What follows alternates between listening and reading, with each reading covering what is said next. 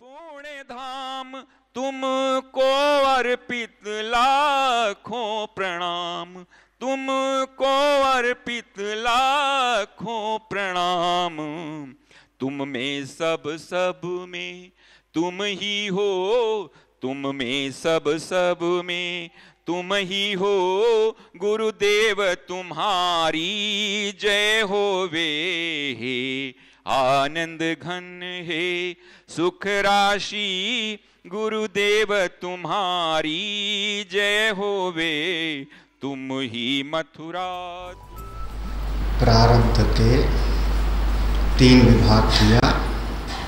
पहले का नाम दिया इच्छा प्रारब्ध, स्वेच्छा प्रारब्ध। दूसरे का नाम दिया अनिच्छा प्रारब्ध और तीसरे का नाम दिया परेच्छा। कभी कभी हमारे अपने ही कर्म जो हमने भूतकाल में किया है, पूर्व के जन्मों में या इस जन्म में, भूतकाल का किया हुआ कर्म जब वर्तमान में फल देने लगता है तो उसको हम कहते हैं प्रारब्ध। वर्तमान में जो हम पुरुषार्थ करते हैं, आज जो हम यज्ञ हवन दान तप कर्म करते हैं, आज हम कर्म करते हैं, जब इसका फल भविष्य में कभी मिलने लगेगा तो भविष्य में फिर इसी को हम कह देंगे प्रारब्ध। प्रारब्ध को फिर बदला नहीं जा सकता।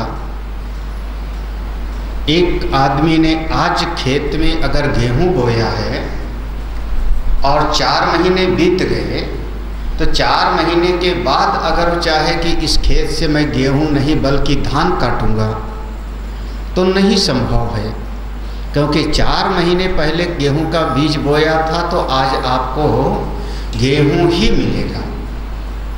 अब आपको उसमें चना नहीं प्राप्त होगा, मटर नहीं प्राप्त होगा। तो आज के समय वर्तमान में जो हम कर्म करते हैं, भविष्य में जब वो फल देने लगता है तो उसको हम कह देते हैं प्रारब्ध। ऐसे भूतकाल में, पूर्व के जन्मों में या इस जन्म में हमने जो कर्म किया और वो जब आज हमको फल देने लगता है तो वही आज हमारा प्रारब्ध है।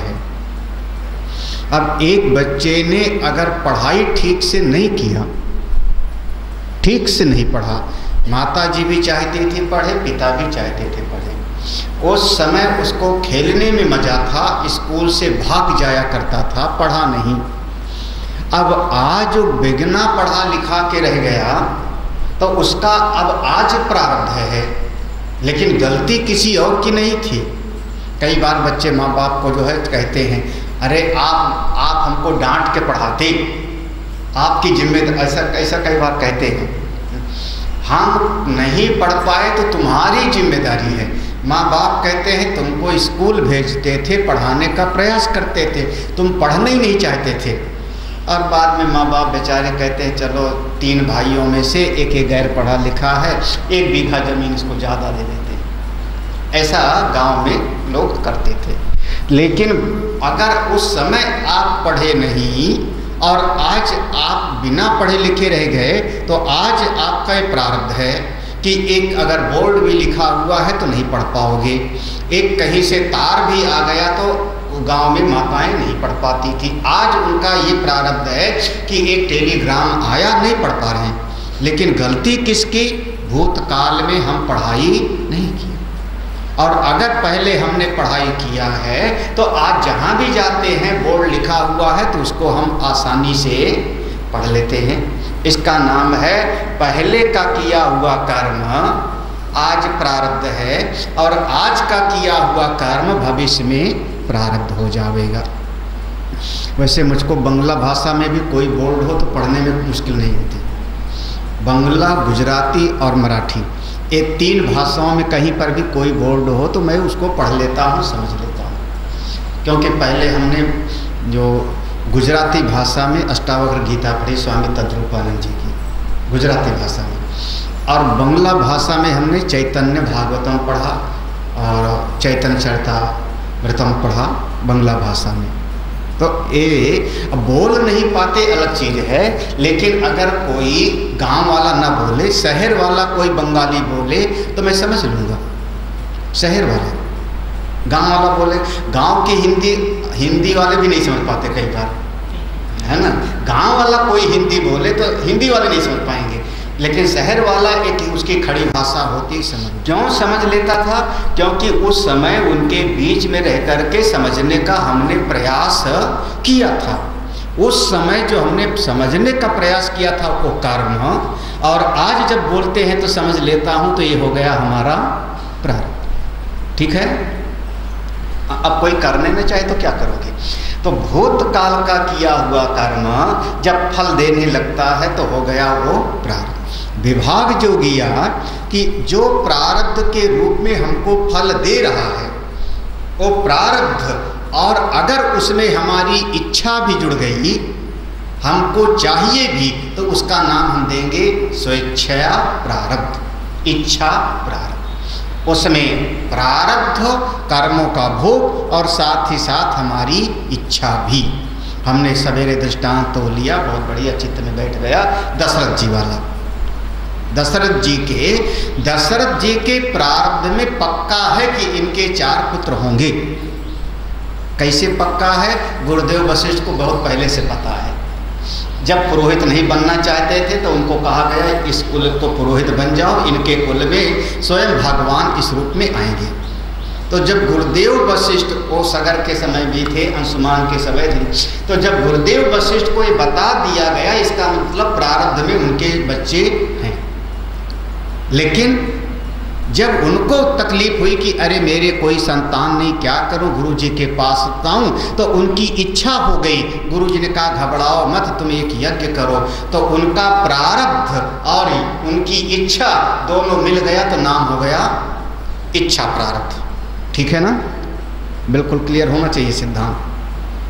एक इच्छा प्रारब्ध के अंतर्गत आ गया। दूसरा प्रारब्ध है जिसको हम कहते हैं अनिच्छा प्रारब्ध, जिसमें फल का भोग तो है लेकिन हमारी उसमें कोई इच्छा नहीं थी। हमने सवेरे दृष्टांत लिया जाम में फंसने का, किसी और कारण से हम नहीं चाहते थे लेकिन फिर भी हमको वैसा फल भोगना पड़ता है, इसका नाम हुआ अनिच्छा प्रारब्ध। अब तीसरा प्रारब्ध कहते हैं, बढ़िया शब्द है, क्या नाम है? परीक्षा। अरे सीधी सी बात है, आप सत्संग सुनने के लिए आए, परिश्रम किए, घर से चले, आधा घंटा पैदल चल के आए, बैठे हो, सत्संग हाल में आए हो, बैठे भी हो, हमारा न मन हो गए पढ़ाने का, तो मान लो कह दूं कि आज मेरा मन नहीं है पढ़ाने का, अब क्या करोगे? अब फिर अब पर माने दूसरे की हो गई ना, अब हमारी इच्छा नहीं है, परीक्षा। हम आके बैठ गए, अब मन होगा गुरु जी को तो पढ़ाएंगे और नहीं मन होगा तो नहीं पढ़ाएंगे। परीक्षा प्रारब्ध। हो सकता है मैं चिड़चिड़ाना शुरू कर दूं, हो सकता है किसी को मैं डांटने शुरू कर दूं। क्या करोगे? क्या करोगे? झेलोगे कि नहीं झेलोगे? हाँ, कौन सा प्रारब्ध है? इस श्लोक पढ़ो। नानिच्छन्तो न चेच्छन्ता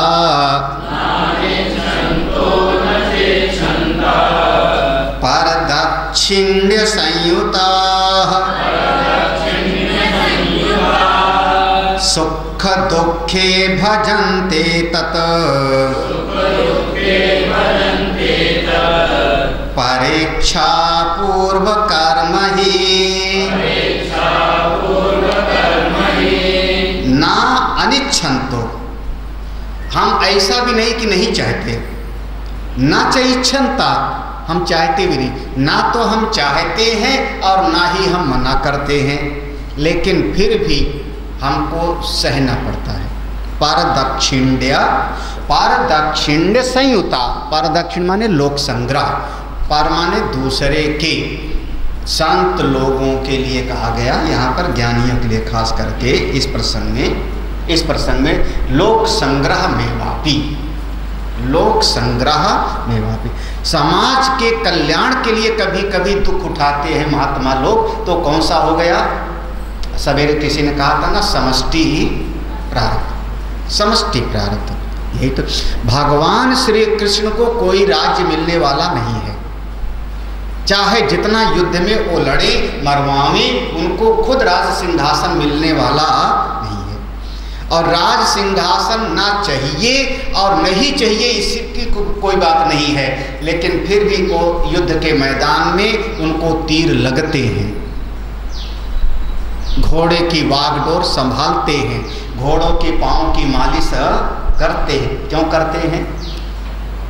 अर्जुन ने कहा ना, मेरे रथ को दोनों सेनाओं के बीच में खड़ा करिए, और भगवान अर्जुन के रथ को ले जाके बीच सेना में खड़ा कर दिए। अब क्या हुआ ये?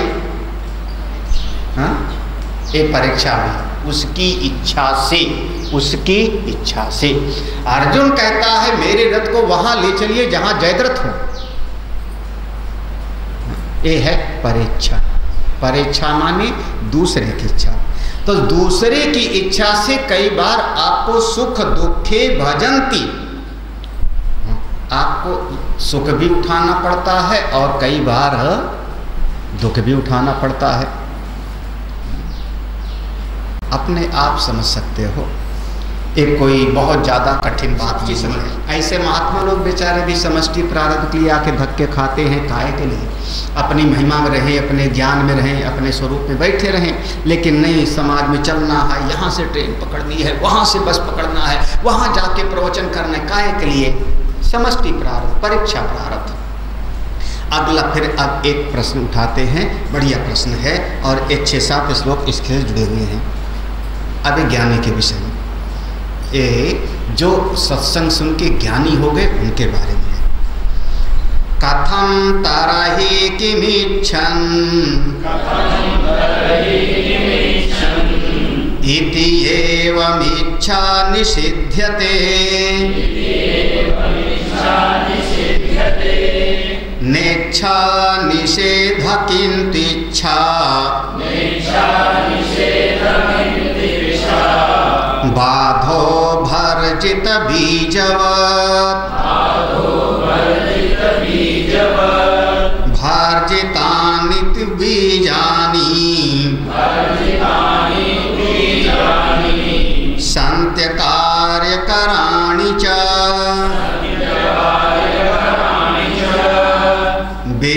विद्वद् इच्छा तथेष्टव्य असत्वबोधान्न कार्यकृत् दग्ध बीजमरोहेऽपि भक्षणायोपयुज्यते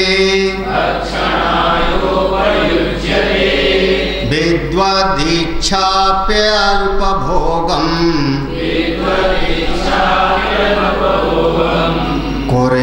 कुर्यान्नाव्यसनं बहु। जो प्रश्न है कि उस श्रुति को याद करो, वेद के मंत्र को, कि अगर किसी ने अपनी आत्मा को जान लिया, परमात्मा को पा लिया, तो फिर उस संसार की इच्छा क्यों करेगा? किम इच्छन, क्यों करेगा?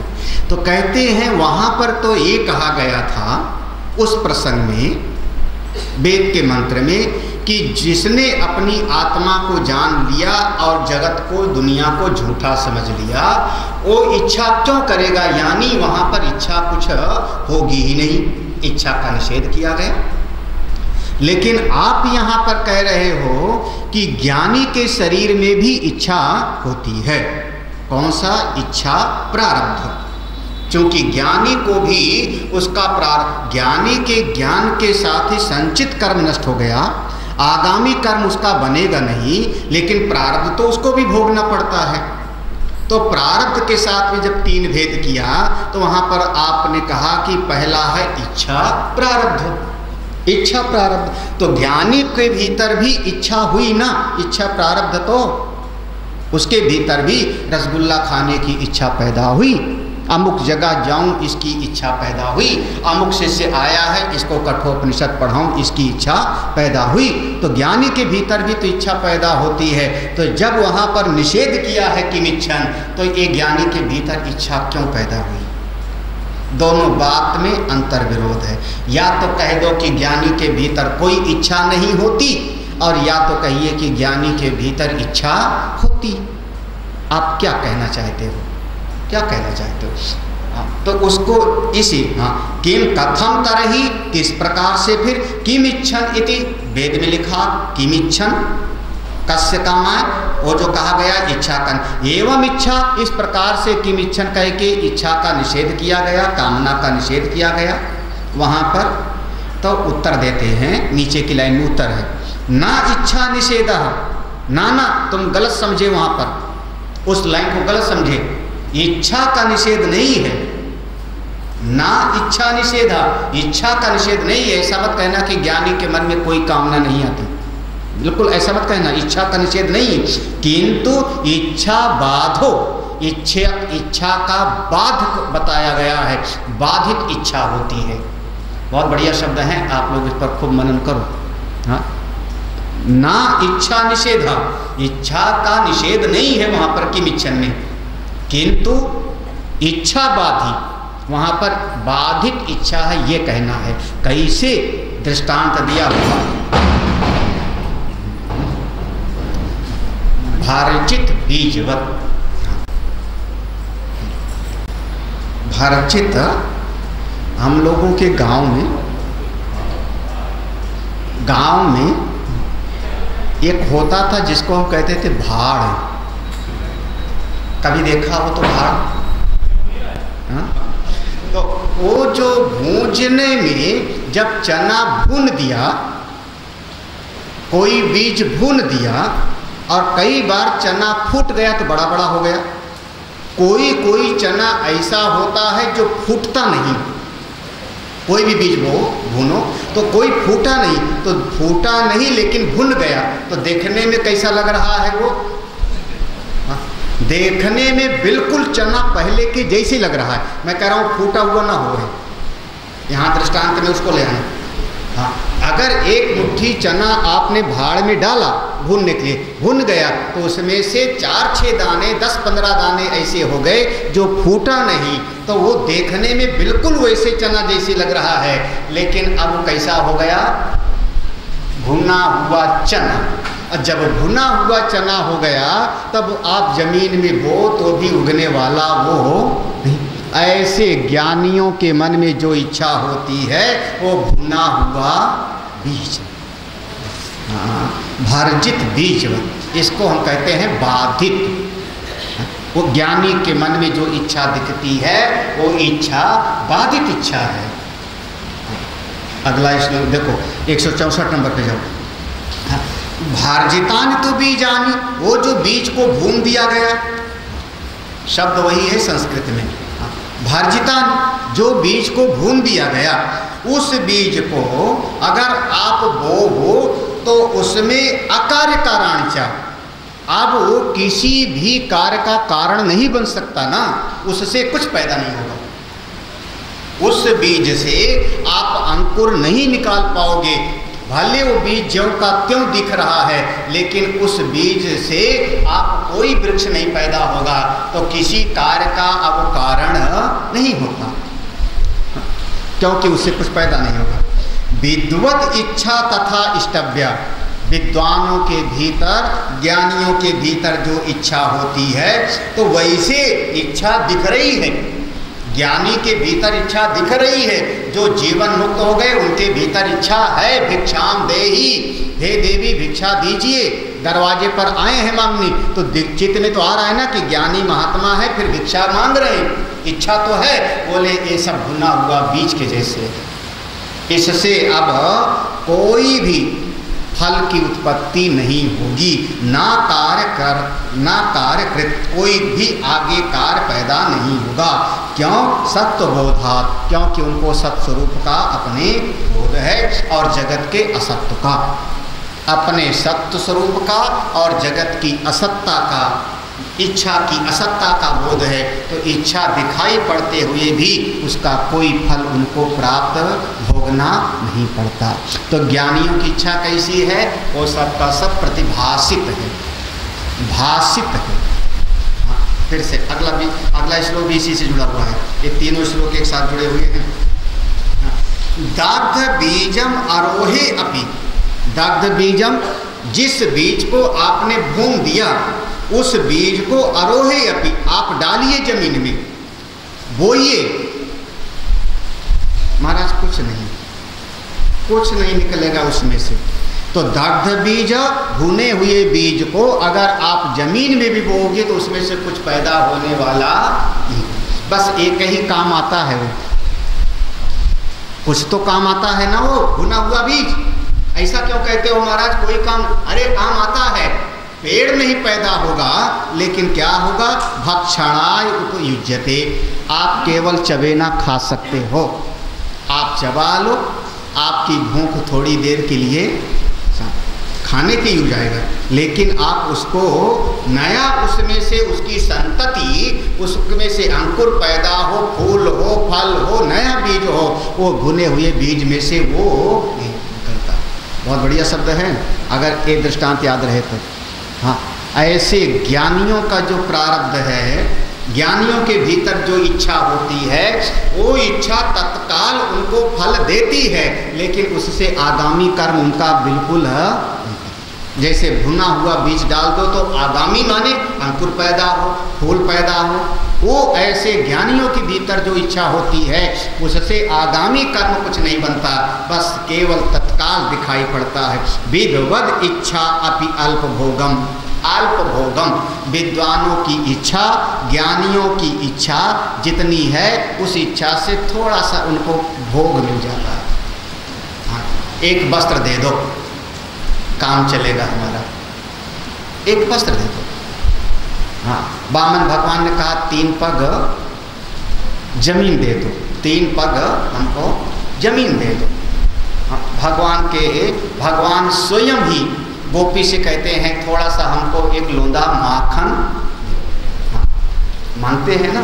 हाँ, ये जो इच्छा दिखाई पड़ती है, एक इच्छा भविष्य में बंधनकारी नहीं होती, उस काल में भोग दे करके समाप्त हो जाता है। यही है प्रारब्ध का स्वरूप। यही कहा ना कि संचित तो ज्ञान के साथ नष्ट हो गया, आगामी ज्ञानियों का बनता नहीं, और जो प्रारब्ध है शरीर के साथ भोग के नष्ट हो जाता है। तो ज्ञानियों के भीतर जो इच्छा दिखाई पड़ती है वो बाधित है, भाषित है, भुना हुआ बीज के जैसा थोड़ा फल देता है और खत्म हो जाता है। कुर्यात ना व्यसनम बहु, उनके भीतर वो व्यसन पैदा नहीं होता, बंधनकारी नहीं होता। व्यसन माने व्यसन पैदा नहीं होता। हाँ, व्यसन माने आप समझिए जिस चीज को रोज रोज खाने की इच्छा पैदा हो जाए,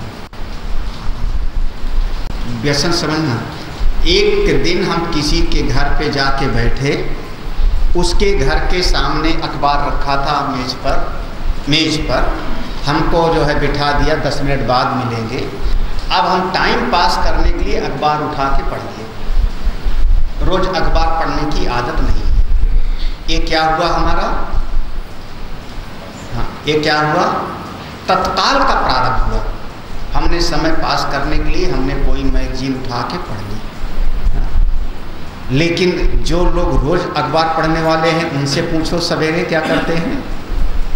बराबर 3 बार दरवाजे तक जाते हैं और आते हैं, क्योंकि आजकल बरसात में जैसे अखबार आवे ना उठा लो तो दिख जाता है, ना मिले एक दिन तो कुछ खाली खाली लगे।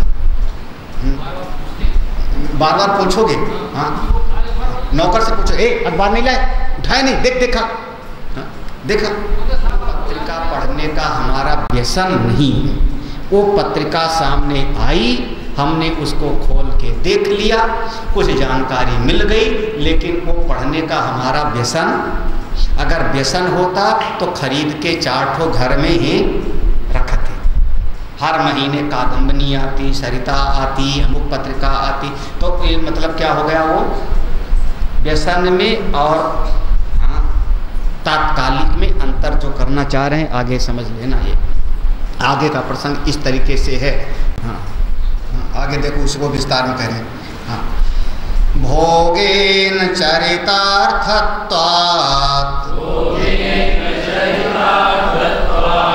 प्रारब्धं कर्म हीयते भोक्तव्य सत्यता भ्रांत्या व्यसनं तत्र जायते। बहुत बढ़िया इस सिद्धांत में। हाँ, एक श्लोक और ना विनश्यत्वयं भोगो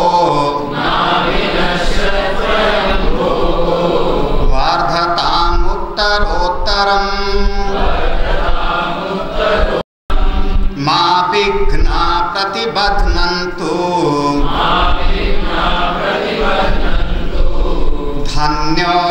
धन्योऽस्म्यस्मादिति भ्रमः। दोनों श्लोक बहुत बढ़िया समझाने के लिए ज्ञानी और अज्ञानी की स्थिति को, बहुत सुंदर, ज्ञानी और अज्ञानी को कह रहे हैं।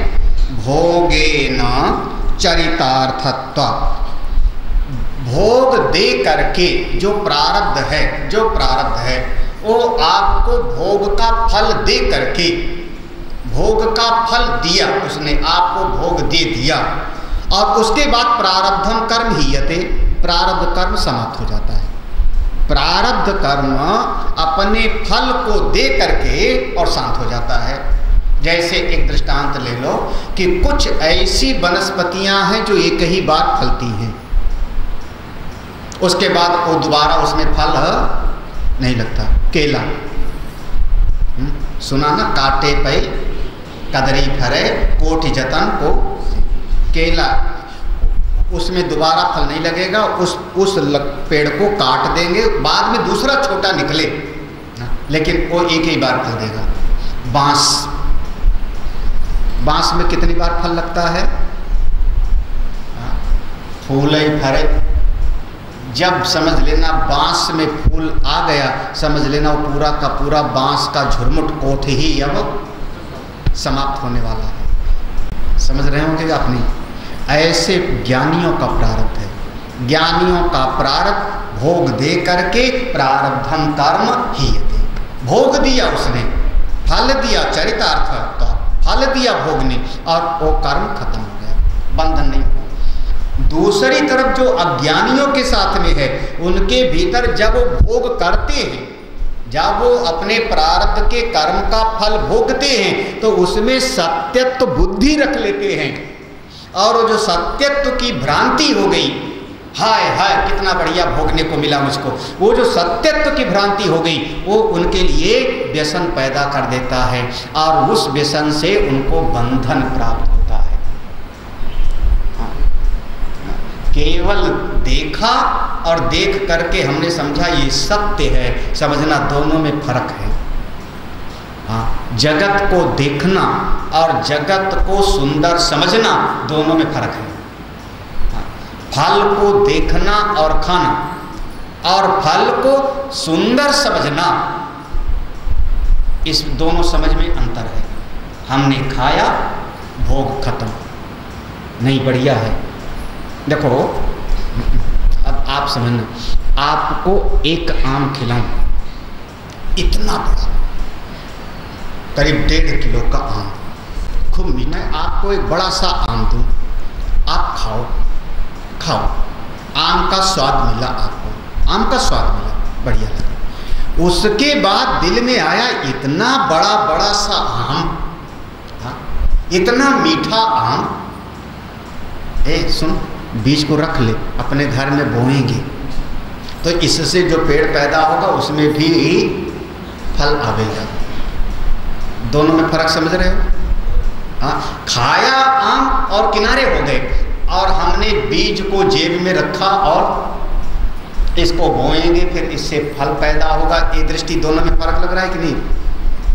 आप लोगों को बताऊं, आप लोगों को दिनचर्या में कोई नई चीज आपको बना के खिलाई जाए, वो प्रारब्ध है। तो आपको कोई बिल्कुल किसी के यहाँ मेहमान बन के जाओ, मेहमान बन के जाओ। उसने मेज पर बढ़िया बढ़िया और कई चीज बना के आपको रखा। एक चीज ऐसी है जो आपने कभी देखा नहीं था, ये आपका प्रारब्ध है कि आपके सामने वो चीज आ गई। आप बढ़िया, आप उठाओ चम्मच, उसको खाओ, उसका फल ले लो, भोगो, बहुत बढ़िया स्वाद लेके खाओ। लेकिन तुरंत आप पूछोगे इसका नाम क्या है, इसको कैसे बनाते हो, इसमें कौन कौन सी चीज़ पड़ती है। दिल क्या कहेगा, जब हम घर जाएंगे तो हम घर पे यही चीज़ है। दोनों में फर्क लग रहा है कि नहीं आप? हाँ, पहले वाले ने केवल खाया और खा करके स्वाद लेके किनारे हो गया, और दूसरे वाले ने पूरी उसकी जानकारी ली और घर में आके रसोई में गया और फिर सब कुछ मिला के वैसे बनाने का प्रयास किया। तो दूसरे वाले ने पाल क्या लिया, भोगते हुए एक चित्त में डाल लिया बेसन। अंतर समझ में आना चाहिए, है ना। इसी बात को आगे कह रहे हैं। देखो अगला वाला श्लोक है, पढ़िए तो। कहाँ गया जी? देखो क्या कहते हो, जब कोई वस्तु मिली तो पहले क्या कहते हो? ये व्यसन का लक्षण है 167 नंबर का श्लोक। व्यसन कैसे हो जाता है, भ्रांति कैसे? माँ विनश्यत अयम, ना विनश्यत अयम। ये जो मुझको भोग मिला है ये कभी नष्ट ना होवे, ये मुझको जो वस्त्र मिला है, ये जो चीज मिली है, ये कभी नष्ट ना होवे। अरे इतना ही नहीं, वर्धताम उत्तरोत्तरम, ये जो हमको भोग मिला है थोड़ा और बढ़ जाए। काश इतनी सुंदर एक वस्त्र मिला है, ऐसे दो और मिल जाता। बढ़िया कपड़ा मिलता है तो मेरे ही दिल में होता है ना। अब ये पहन के तो लगता है ये प्रारब्ध का भोग है, हमको मिल गया। अब दिल करता ऐसे कपड़ा हमेशा पहनना चाहिए। अब दो है तो दो और खरीदूं, दो है तो चार और ऐसे मिले तो यही कपड़ा, रंग बढ़िया, इस कपड़े में गर्मी नहीं लगती, ठंडी में ठंडी नहीं लगती। और अब मन में क्या होता है, ऐसे कपड़ा ओढ़ूंगा, ऐसे मैं पहनूंगा। तो क्या कह रहे हैं, उत्तरोत्तर वर्धताम, जो हमको बढ़िया भोग मिला वो थोड़ा और बढ़ जाए। तो जो मिला है वो नष्ट ना होवे। ये देखो, ये है सत्य तो बुद्धि भोग में। भोग लिया, खा लिया, देख लिया, खत्म। लेकिन अब दिल क्या कहता है, जो मिला है ये नष्ट ना होवे और इसमें थोड़ा और बढ़ोतरी हो जाए।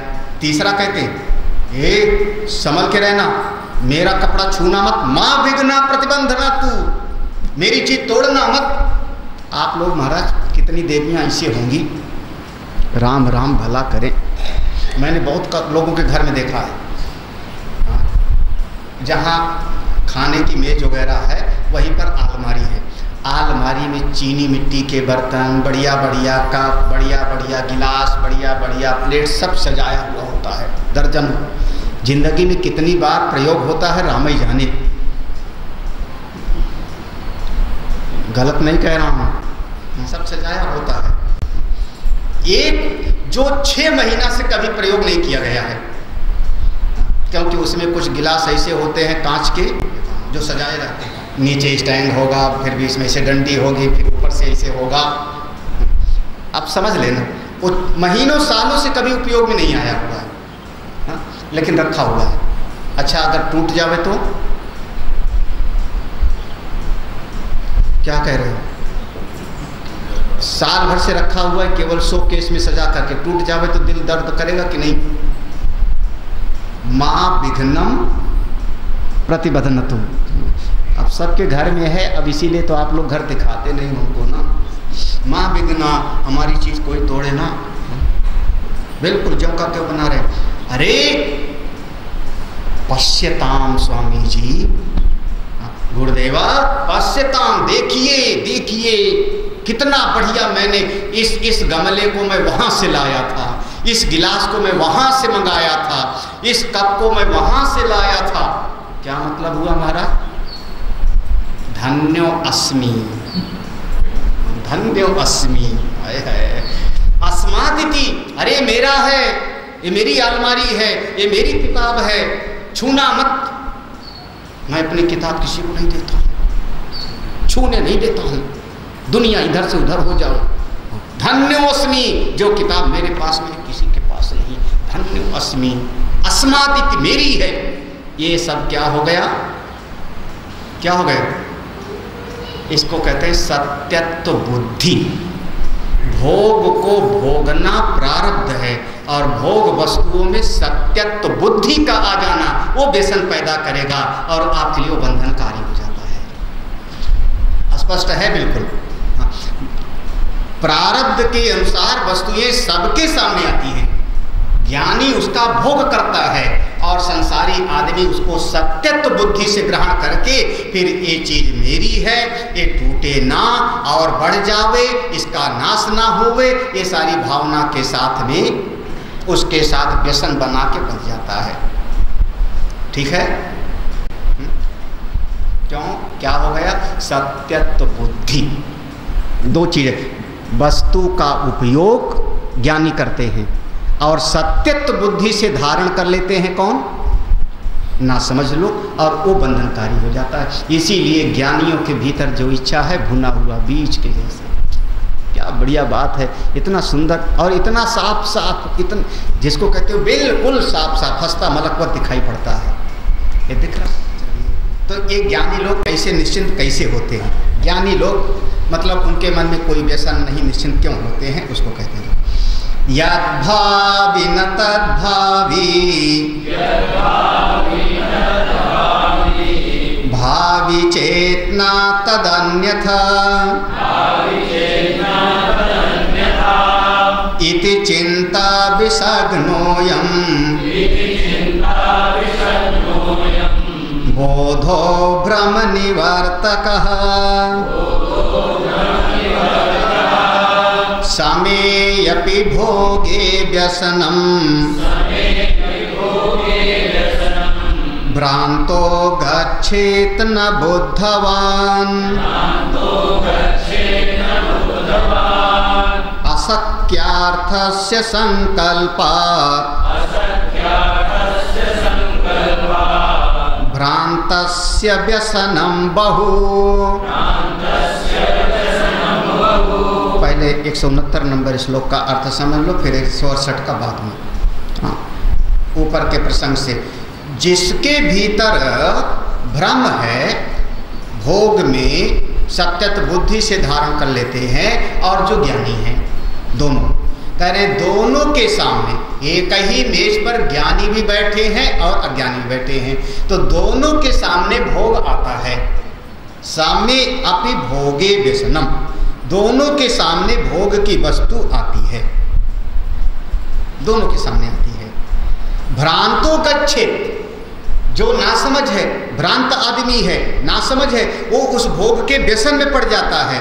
ना बुद्धिमान, जो ज्ञानी है उसके व्यसन में दोनों के सामने आता है। अरे भाई, हम लोग मान लो हम लोग बैठे हैं और किसी बड़ी जगह बैठे हैं, जहाज में, होटल में, वो परोसने वाला आ गया, परोसने वाला आ गया।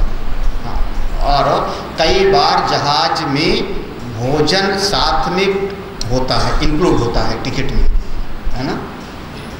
बड़े होटलों में जो नाश्ता है वो कम्प्लीमेंट्री होती है ना, वो आपके किराए में ही जुड़ा हुआ है। और बहुत सारे लोग जो बहुत ज़्यादा ऐसे होते हैं, वो सवेरे 9 बजे जाते हैं नाश्ता करने, 7 बजे नहीं जाएंगे, 9 बजे जाएंगे, नाश्ता में ही इतना भरपेट खा लेंगे कि भोजन की ज़रूरत ना पड़े। क्या हुआ, समझ सब लोग नहीं समझ रहे?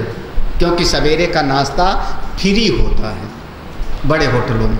अब जहाज में वो भोजन दे रही है तो फ्री है, वो फ्री है, वो मान लो टिकट में उसका पैसा लगा है। मेरा सिद्धांत समझ लो, समय अपि भोगे व्यसनम, तो समान भोग दोनों के समय आता है। व्यसनम भ्रांतो गच्छेत्, जो भ्रांत है, ना समझ है, उसमें व्यसन बना लेता है सत्य मान करके। ना बुद्धवान, जो ज्ञानी है बिल्कुल नहीं, बिल्कुल अस्पष्ट है। असत्यार्थस्य संकल्पतः, हाँ, असत्यार्थस्य संकल्पात्। अरे भैया, जो वस्तु आपके बस में नहीं उसको पाने की संकल्प क्यों करते हो? असत्य अर्थस्य, ऐसी वस्तु अर्थस्य जो आपके बस में नहीं, उसको पाने का संकल्प ही क्यों करते हो? लेकिन संकल्प करके भ्रांतस्य व्यसनम बहु, संसार में बहुत सारे लोग ये मिल जावे फंसे रहते। अब आओ, ज्ञानी क्या सोचता है? संसारी आदमी सोचता है भले बस में ना होवे, लेकिन संसारी आदमी कल्पना करता है इतनी जमीन हो जावे, इतना धन हो जावे, इतने बच्चे हो जावे, तो कल करके कल्पना फंस जाता है। ज्ञानी क्या सोचते हैं? यत भावी न तद भावी, जो होने वाला होगा, यत अभावी, जो नहीं होने वाला है वो कभी नहीं होगा, और भावी चेत, जो होने वाला है उसको कोई रोक सकता नहीं। बार बार ये श्लोक खूब रटने लायक है। यद भावी न तद भावी, भावी चेत न तद अन्यथा, जो होने वाला नहीं है वो कोई कर नहीं सकता, और जो अवश्य होने वाला है उसको कोई रोक नहीं सकता। तो क्यों परेशान हो? अरे दुनिया में चिंता करके परेशान हो ना, जैसे जहर को जहर मारता है, लोहे को लोहा काटता है, तो ये संसार इसी चिंता के कारण फंसे पड़े हो ना, कि जो नहीं होने वाला है करना चाहते हो। अरे ये चिंता करो, इति चिंता, इस प्रकार यहाँ चिंता करते हुआ चिंतन, ऐसा मनन करो। जब ऐसा चिंतन करोगे तो ये वाला चिंतन, जो होने वाला है कोई रोक नहीं सकता, और जो नहीं होने वाला है उसको कोई कर नहीं सकता, जब ये चिंतन करोगे तो ये जा करके जैसे जहर को जहर मारता है, ऐसे संसार की चिंता को काट देता है।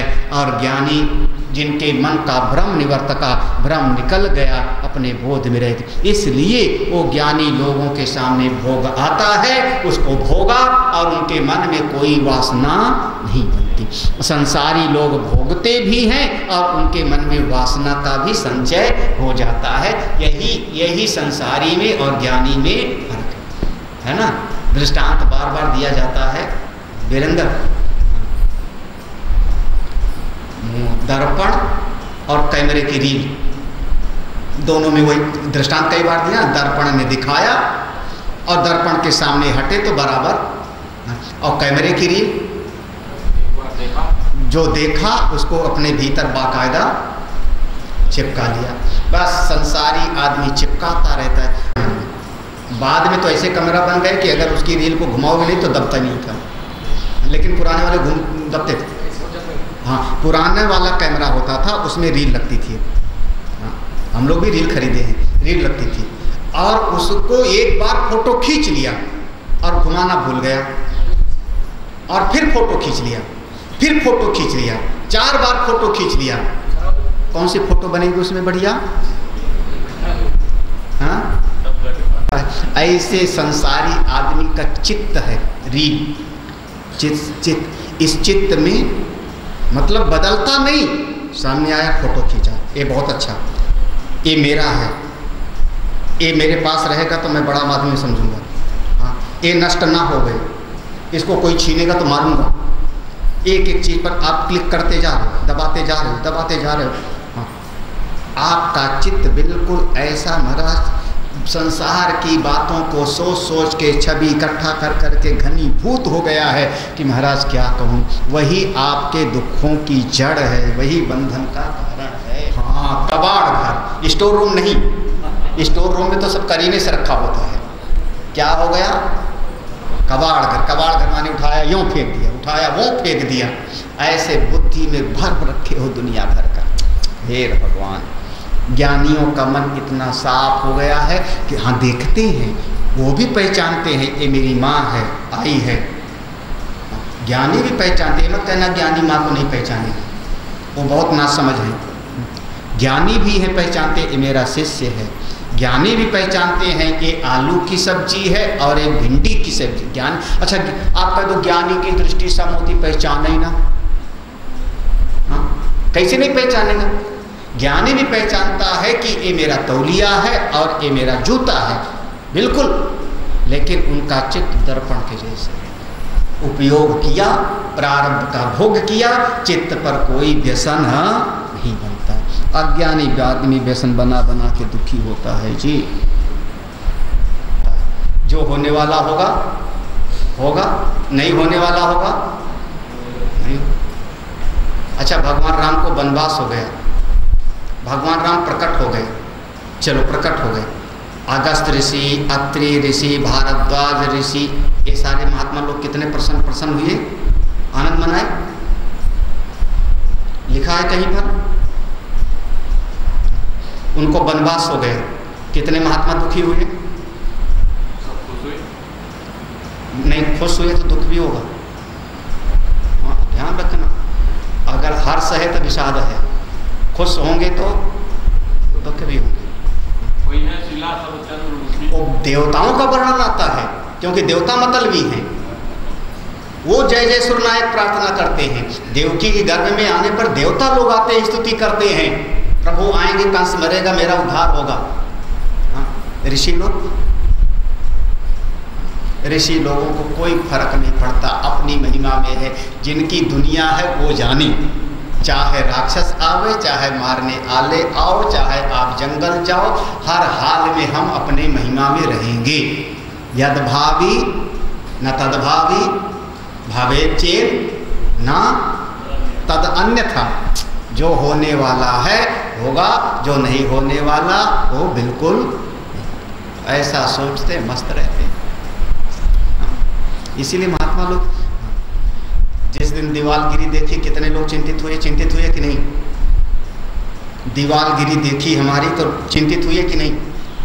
और कौन कौन चिंतित नहीं हुआ था? कौन कौन नहीं चिंतित हुआ था? सब चिंतित हुए थे। हाँ, जो चिंतित नहीं हुआ वो दो ही श्रेणी में हो सकता है, आत्मरामा, ह्याप्त कामा, अकृतज्ञा, गुरुद्रोह। भाई दो ही श्रेणी हो सकती है ना, जो चिंतित नहीं हुआ, आप्त कामा, आत्मरामा, या तो बिल्कुल ब्रह्मज्ञानी होगा, वो दुखी नहीं हुआ होगा, या तो एहसान फरामोश होगा, कृतज्ञ होगा, वो नहीं दुखी हुआ होगा, है ना? ऐसे ऐसे लिखा है ना, कहाँ का है श्लोक, मैंने पढ़ा, भागवत का है ना। या तो ज्ञानी हो गया, वो दुखी नहीं हुआ होगा, और या बिल्कुल एहसान फरामोश होगा, वो नहीं होगा। और अगर कुछ होता है, इसका मतलब आपका आश्रम के साथ थोड़ा अपनापन है। क्या सोच रहे हो फिर? आश्रम बना रहे, थोड़ा और इसमें उत्तरोत्तर बढ़ोतरी हो जाए, कोई दीवार ना गिरे, मतलब आश्रम के साथ में आपका अपनापन, तो यहाँ से आपको ज्ञान भी मिले। ये अभी ज्ञानी नहीं हुए, हो जाओगे ज्ञानी, जब हो जाओगे तुम भी निश्चिंत रहोगे, घबराओ मत। लेकिन अभी तो अपनापन बनाना पड़ता है।